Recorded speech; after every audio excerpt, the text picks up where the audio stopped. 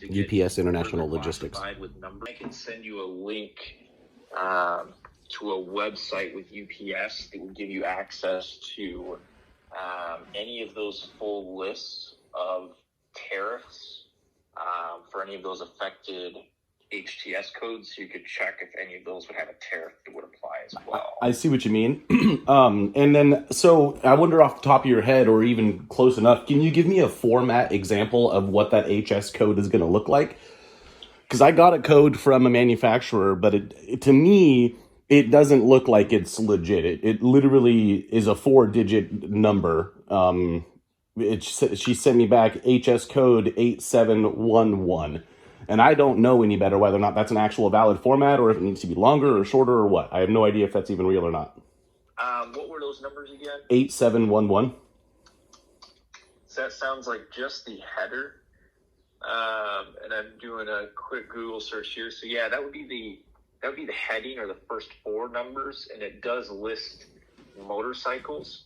Okay.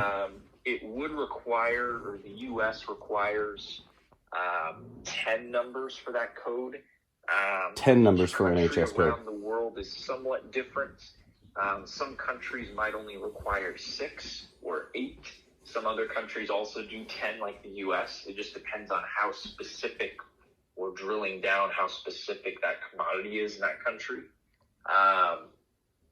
So if she provided 4, you would need to kind of determine what the rest of that would be. Now, the 8711, if I just did a quick Google search, it pulls up that it is for motorcycles. I'm just trying to see if I can find a U.S. Customs link here. Thanks.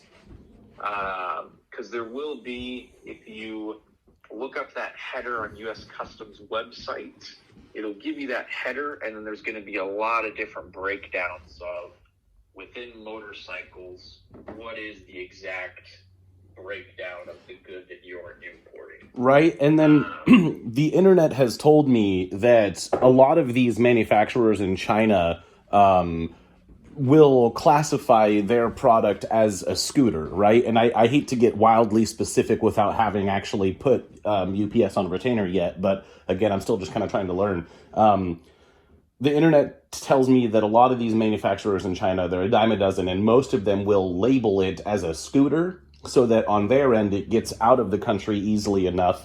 But then once it actually gets to customs, in the U.S., they look at the box and it says that it's a scooter, but they open it up and they're like, this isn't a scooter, it's a motorcycle. What the hell? And so I wonder how I can prevent that, or even try and look in the right direction. Have you personally ever experienced anybody trying to import a vehicle of any kind into the States?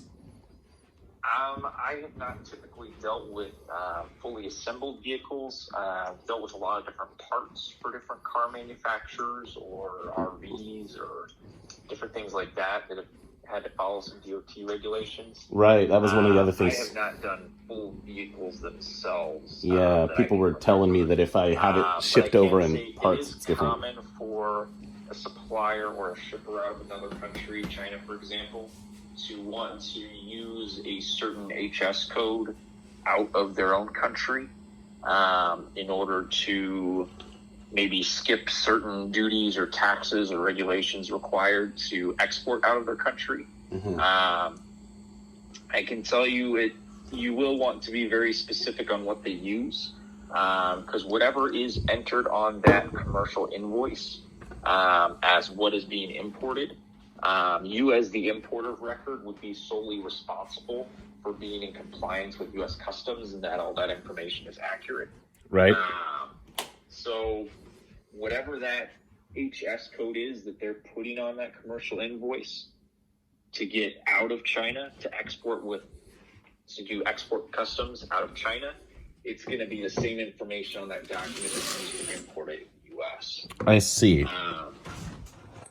So I would want to make sure it's as accurate as possible,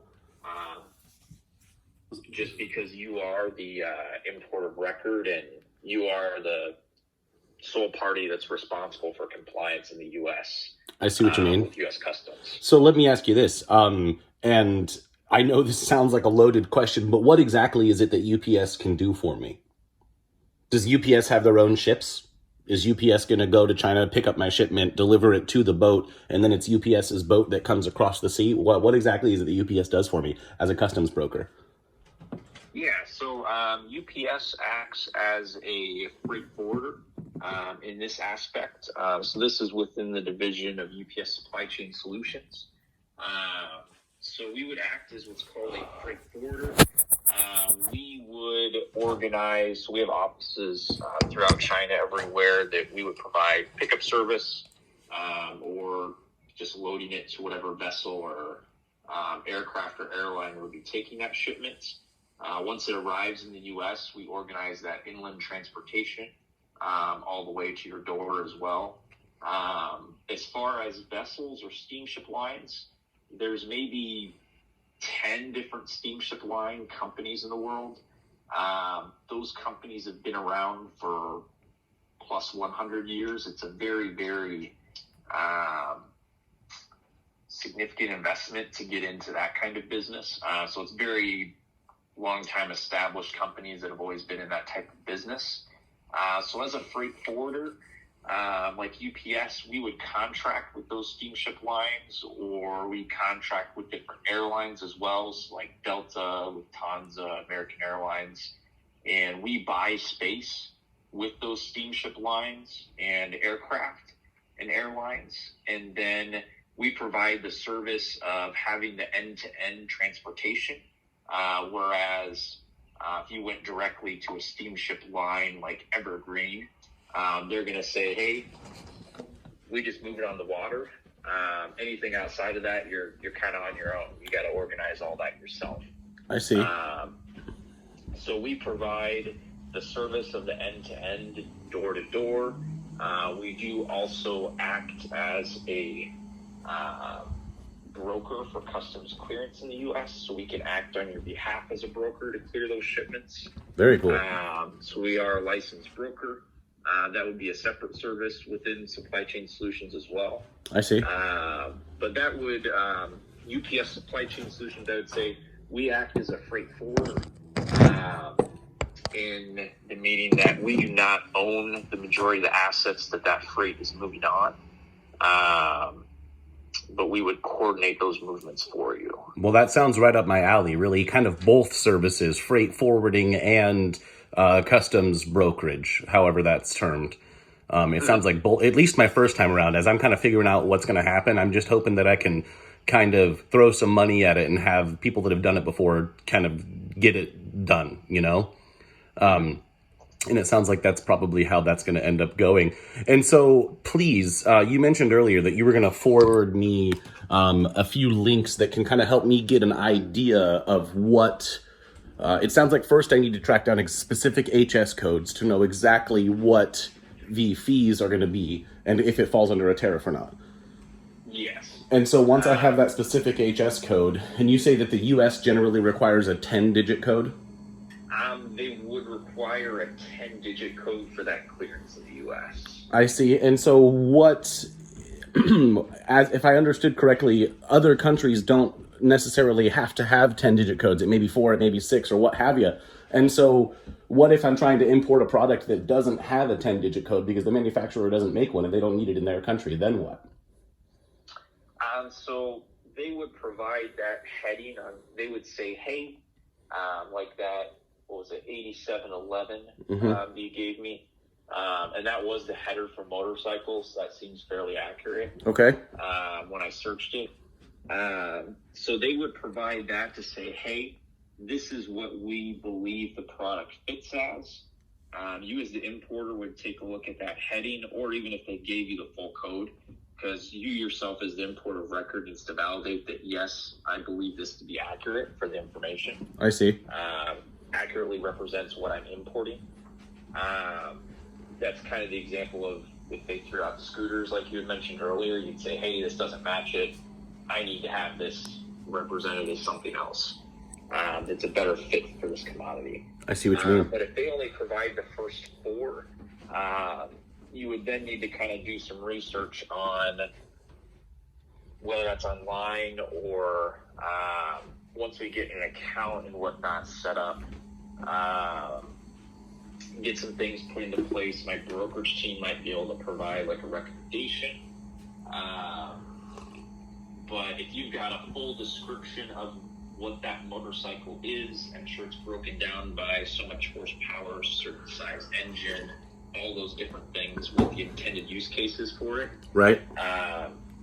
Doing some research online, you would be able to determine a further description or breakdown to more specific of what that commodity is.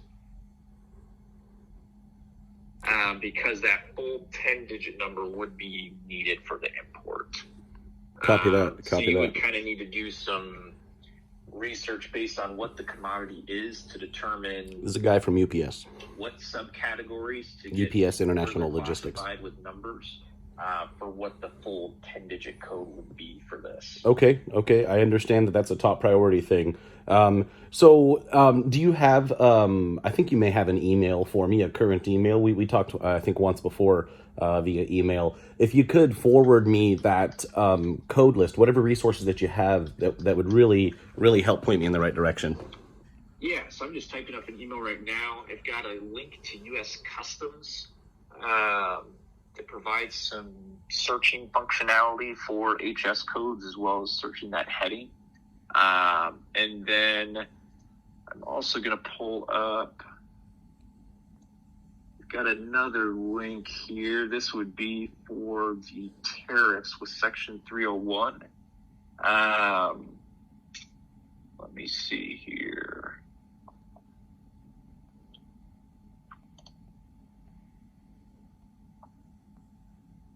So this will be a link to a company by the name of Sandler Travis Trade Advisory Services.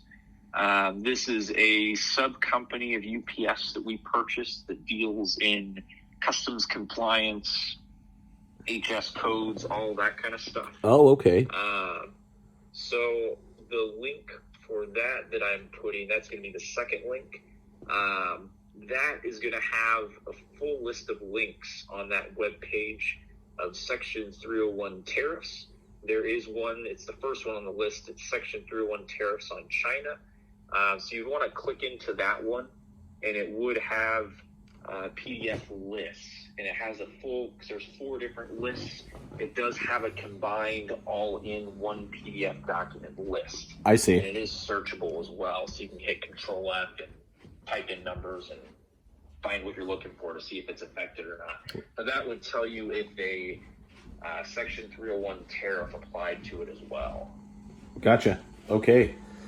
Well, Michael, gosh, I thank you for the phone call here. Certainly do appreciate your times. Please forward me those resources that you have. I'll review them carefully and get back with you just as soon as I can.